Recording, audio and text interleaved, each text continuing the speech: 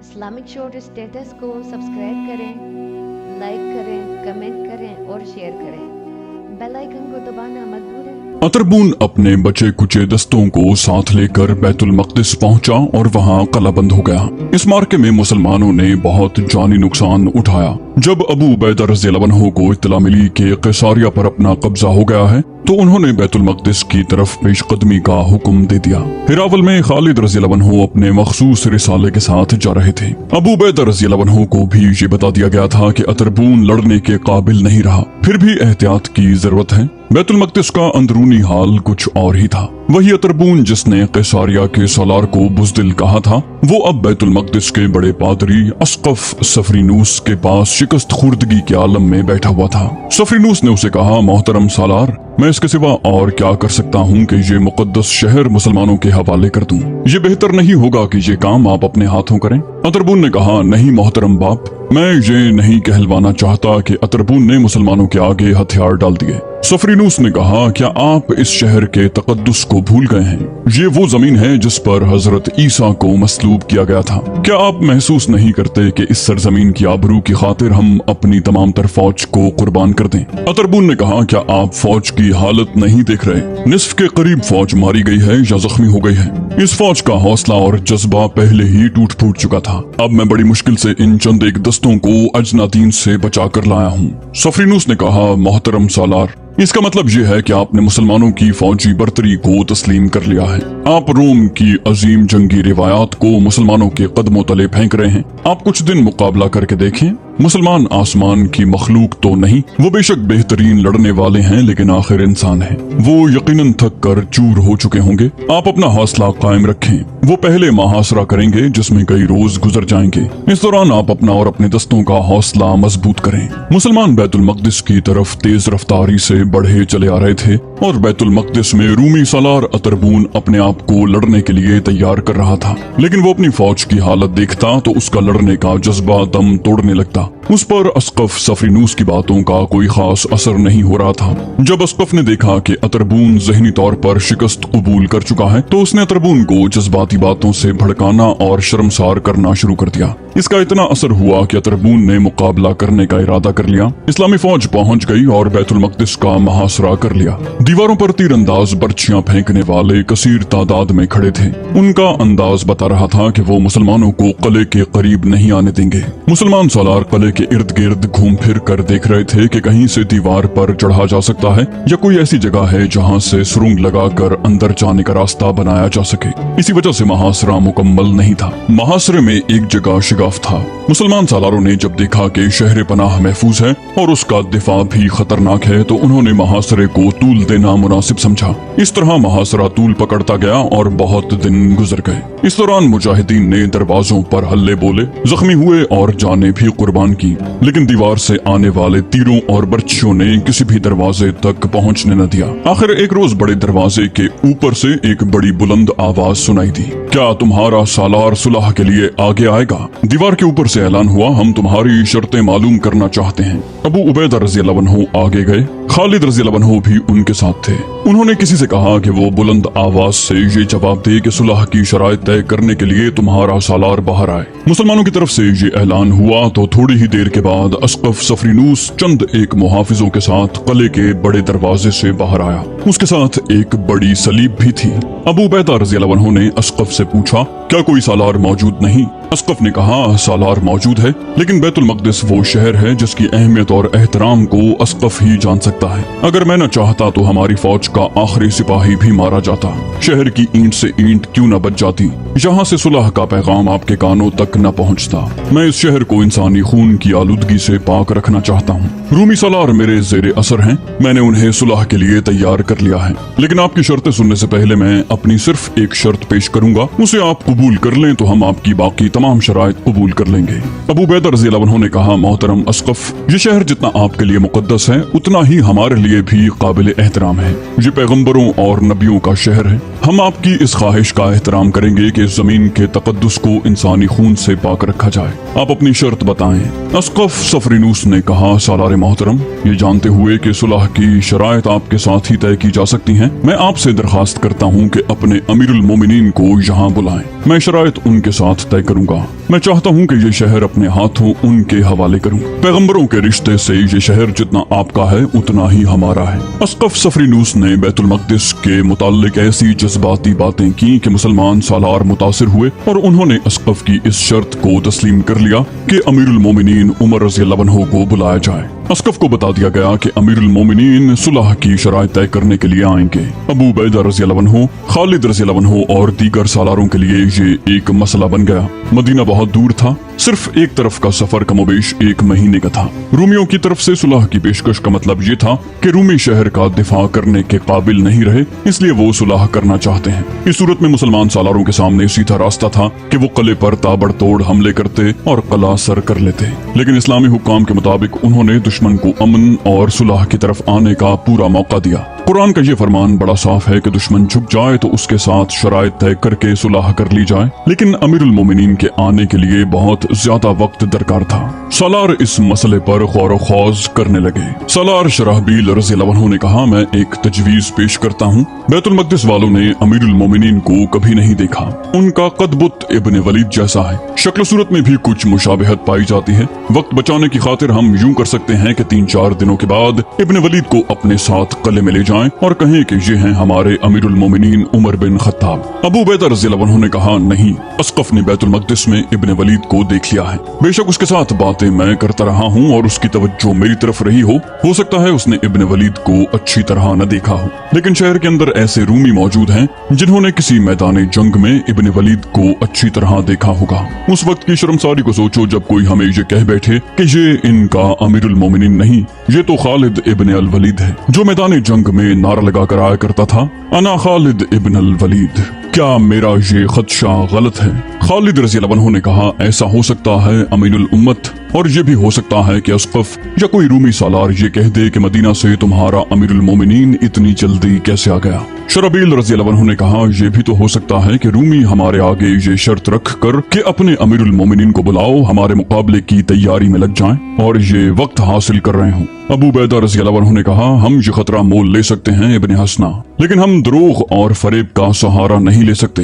हमारी चालबाजी का दाग इस्लाम को लगेगा। 2 मौरखों ने लिखा है कि शराहबील रज़ियल्लाहु अन्हु के मशवरे पर खालिद रज़ियल्लाहु अन्हु को बैतुल मक़दिस में ले जाकर अस्कफ सफरीनूस को बताया गया था कि ये हमारे अमीरुल मोमिनीन उमर बिन अल खत्ताब हैं और सुलहनामा उमर रज़ियल्लाहु अन्हु की बजाय खालिद रज़ियल्लाहु अन्हु ने उमर रज़ियल्लाहु अन्हु बनकर किया था। लेकिन आगे पेश आने वाले वाक़यात इस रिवायत की तरदीद करते हैं। ज्यादातर मौरखों ने लिखा है कि उमर रज़ियल्लाहु अन्हु को मदीने से बुलाया गया था और उमर रज़ियल्लाहु अन्हु फौरी तौर पर रवाना हो गए थे। अबू उबैदा रज़ियल्लाहु अन्हु ने एक तेज रफ्तार कासिद मदीना को दौड़ा दिया। पैगाम में वही बातें लिखी जो अस्कफ सफरीनूस के साथ हुई थी। पैगाम मदीना पहुंचा ही था तो वहां मुसर्रतों की लहर दौड़ गई। खलीफतुल मुस्लिमीन उमर रज़ियल्लाहु अन्हु की खुशी की इंतहा न थी। उन्होंने खास तौर पर हुक्म भेजा था कि बैतुल मक़दिस फतह किया जाए। उमर रज़ियल्लाहु अन्हु तो फतह की खुशखबरी के मुंतज़िर थे। खलीफतुल मुस्लिमीन उमर रज़ियल्लाहु अन्हु अबू उबैदा रज़ियल्लाहु अन्हु का पैगाम मस्जिद नबवी में ले गए और पढ़कर सबको सुनाया।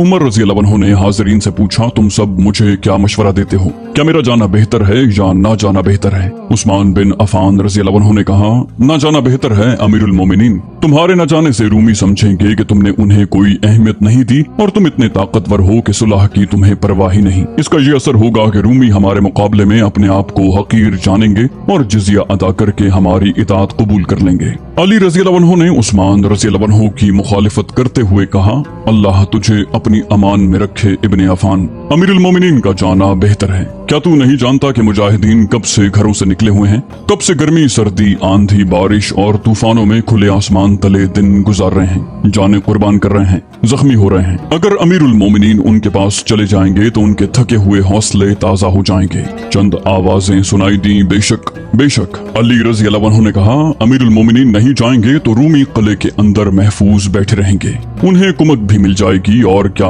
ये नहीं हो सकता कि मुजाहिदीन की फतह जो उनके सामने खड़ी है वो उलट कर शिकस्त बन जाए? हाज़रीन ने पुरजोश तरीके से तायद की। अमीरुल मोमिनीन ने कहा, मुझे जाना चाहिए, मैं अभी रवाना होना चाहता हूँ। अमीरुल मोमिनीन उमर बिन अल खत्ताब एक ऊंटनी पर मदीने से रवाना हुए। उनके साथ अपने नायबीन और मुशीर थे जिनकी तादाद और नामों का किसी तारीख में जिक्र नहीं मिलता।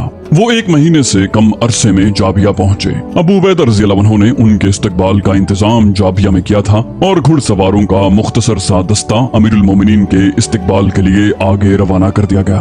अमीरुल मोमिनीन जाबिया पहुंचे तो अबू उबैदा रज़ियल्लाहु अन्हु, खालिद रज़ियल्लाहु अन्हु और यजीद रज़ियल्लाहु अन्हु को वहां देखकर हैरान हुए। उमर रज़ियल्लाहु अन्हु ने पूछा, क्या तुमने एलिया का महासरा उठा लिया है? तुम सब यहाँ क्यों हो?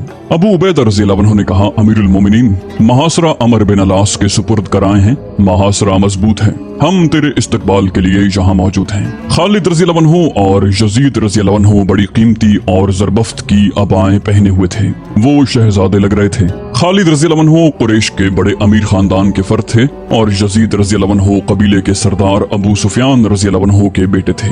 अपने अमीरुल मोमिनीन के इस्तकबाल के लिए बने ठने हुए थे। उमर रज़ियल्लाहु अन्हु ने अपने मखसूस गुस्से का इजहार करते हुए कहा, खुदा की कसम, तुम बेशर्म हो जो मुझे मिलने के लिए इस शाहाना लिबास में आए हो। 2 साल पहले तक हमारा क्या हाल था? क्या तुमने मदीने में कभी पेट भर कर खाना खाया था? लानत है इस माल और दौलत पर जिसने तुम्हारे दिमाग खराब कर दिए हैं। क्या तुम मैदान जंग में नहीं हो?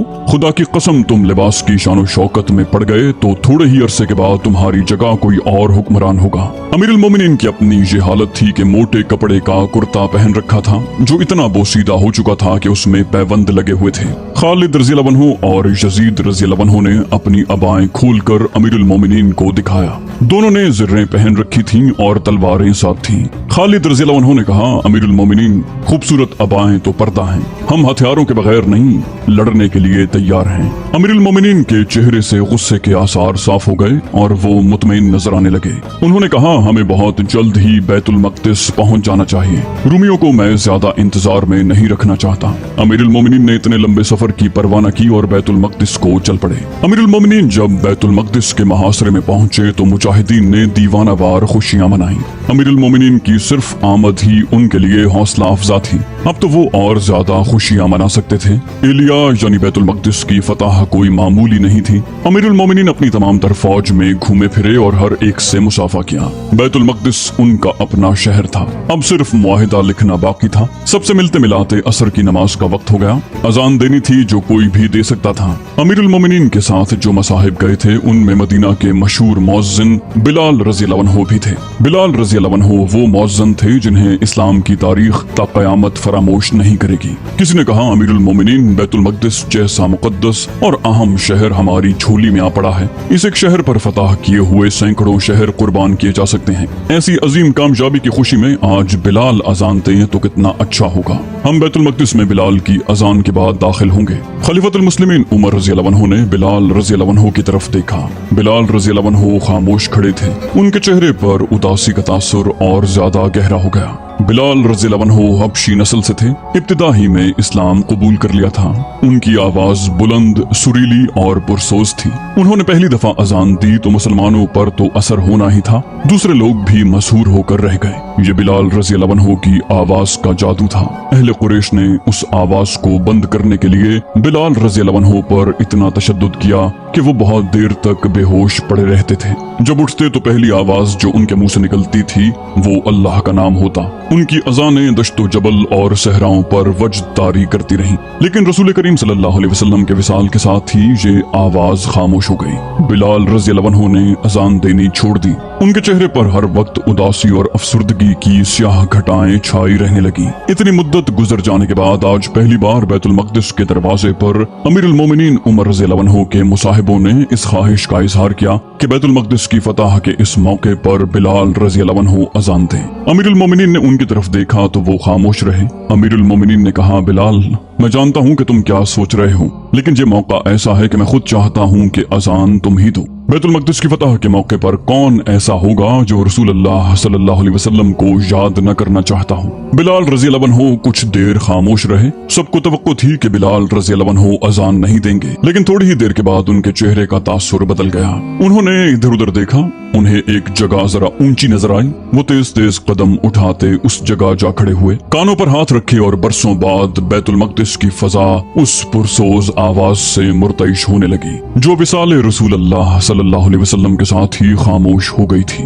अमीरुल मोमिनीन और उनके मसाहिबीन और तमाम मुजाहिदीन पर सन्नाटा तारी हो गया जब बिलाल रज़ियल्लाहु अन्हु की जबान से ये अल्फाज निकले, मुहम्मदुर रसूलुल्लाह, तो कई एक अफराद की धाड़ें निकल गईं। उससे पहले तो सबके आंसू जारी थे, लेकिन अपने रसूलुल्लाह सल्लल्लाहु अलैहि वसल्लम का नाम सुनकर सबके जज्बात के बंधन टूट गए। किसी को अपने ऊपर जब्त न रहा। अजान के बाद अमीरुल मोमिनीन उमर बिन अल खत्ताब की इमामत में सबने नमाज असर अदा की। अगले रोज अमीरुल मोमिनीन का एक एलची बैतुल मक़दिस के अंदर ये पैगाम लेकर गया कि अमीरुल मोमिनीन सुलह का मुआहदा तय करने के लिए मदीने से आ गए हैं। अस्क़फ़ सफरीनूस इसी पैगाम का मुंतज़िर था। वो अपने साथ चंद आदमियों को लेकर बाहर आ गया। मुआहदे की शराइत तय हुई और अस्क़फ़ ने शहर की चाबी अमीरुल मोमिनीन उमर बिन अल खत्ताब के हवाले कर दी। मुआहदा जो तहरीर हुआ उसके अल्फाज कुछ इस तरह थे, बिस्मिल्लाहिर्रहमानिर्रहीम। इस मुआहदे के तहत जो खलीफतुल मुस्लिमीन उमर बिन अल खत्ताब और अस्क़फ़ बैतुल मक़दिस सफरीनूस के दरमियान तय पाया है, खलीफतुल मुस्लिमीन ने एलिया के बाशिंदों को इस मुआहदे की रूह से अमन व अमान दिया।